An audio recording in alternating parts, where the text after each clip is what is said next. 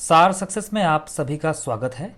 आज मैं आपको एक गुड न्यूज़ देना चाहता हूं और गुड न्यूज़ ये है कि कंपैरेटिव पॉलिटिक्स को कम्प्लीटली कवर करने के लिए हम एक नई क्रैश कोर्स सीरीज़ लाने जा रहे हैं। और इस क्रैश कोर्स सीरीज़ की पहली खास बात ये है कि ये फैक्चुअल ओरिएंटेड है, यानी कि इससे आपको रिवीजन करने में बहुत आसानी होगी।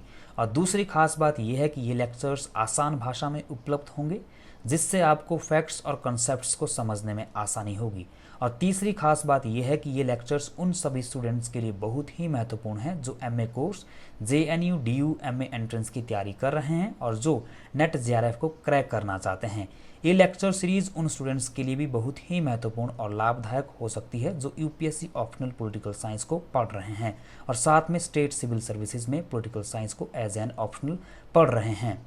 और चौथी खास बात यह है कि इस सीरीज़ से आपके 10 से 12 क्वेश्चंस पक्के हो जाएंगे। तो अगर आप 10 से 12 क्वेश्चंस को पक्का करना चाहते हैं तो ये लेक्चर सीरीज़ विशेष तौर पर आपके लिए है। इसमें हम कुल 11 लेक्चर्स को डिस्कस करेंगे, जिनको हम चैप्टर वाइज डिस्कस करेंगे। इस क्रैश कोर्स सीरीज़ का पहला चैप्टर इंट्रोडक्टरी होगा, जिसमें हम बात करेंगे कंपैरेटिव पॉलिटिक्स की, इसके meaning, definitions, nature, importance and 3 phases of comparative politics की। वहीं इसका दूसरा चैप्टर होगा अप्रोचेस के आधार पर, जिसमें हम institutional, new institutional, political culture, political economy, political socialisation, system approach, structural functional approach, behaviouralism, post behaviouralism जैसी अप्रोचेस के बारे में डिस्कस करेंगे। इसका तीसरा चैप्टर होगा कॉलोनियलिज्म एंड डीकॉलोनाइजेशन के आधार पर। वहीं चौथा चैप्टर होगा nationalism, European and non European nationalism के आधार पर। वहीं पांचवा चैप्टर होगा स्टेट थ्योरी के आधार पर, जिसमें हम बात करेंगे कैपिटलिस्ट सोशलिस्टिक सोसाइटीज़ के बारे में, पोस्ट कॉलोनियल स्टेट के बारे में, वेलफेयर स्टेट के बारे में भी हम बात करेंगे और साथ में हम नेशन स्टेट्स और ग्लोबलाइजेशन के बारे में बात करेंगे।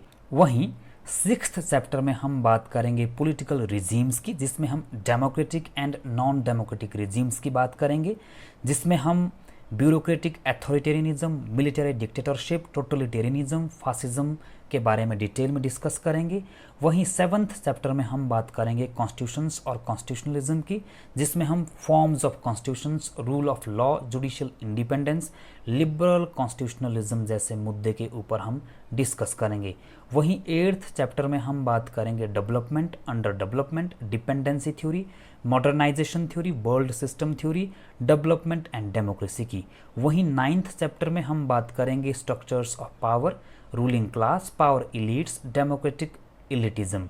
वहीं 10th चैप्टर में हम बात करेंगे एक्टर एंड प्रोसेसेस की, जिसमें हम पढ़ेंगे electoral system, political parties, party system, interest groups, social movements, new social movements, NGOs और सिविल सोसाइटीज़ के बारे में। साथ में हम इसमें रेवोल्यूशंस के बारे में भी डिटेल में पढ़ेंगे। वहीं 11th चैप्टर में हम बात करेंगे डेमोक्रेटाइजेशन की, डेमोक्रेटिक ट्रांजिशन और कंसोलिडेशन की।